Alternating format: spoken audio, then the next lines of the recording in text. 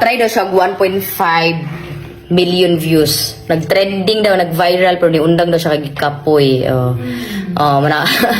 Ayogin mo pag-expect nga ang pag-vlog sayon. Actually, daghan kay nag-start karon, daghan gid kayo din. Nice kay I know nga na-inspire sila sa uban, anak bitaw kay samot sa mga naabot, pero ayo gid ninyo isulod sa ng utok nga ang vlogging isa yun. Lisod gid kaayo siya, samot na bitaw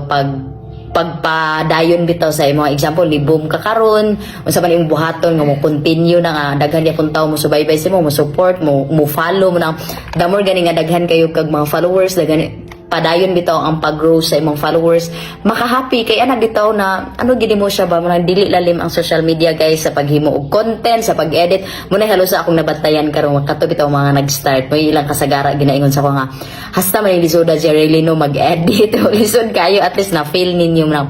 dili gid sa yun ang pag-vlog mo na kung gusto mo mag-start i-remind sa ninyo inyong self-daan nga musulod ko aning vlogging expected na gid nga lisod siya pero once maka-income mo pohon maka-income gid mo dagko gid ang kwarta sa pag-vlog kay makabalay man gyud ang uban pero lisod gid siya pero always remember nga pag ang isa ka butang lisod gaka-challenge kapag ayo tsada gid ang result anak pohon munang depende ra gid sa inyo mo undang mong dili basta kay ako ra gyud maingon nga mas tsada nga mo padayon ta kay makaingon gid ko nga karon wala ko danhi kung ni-stop ko last December 2023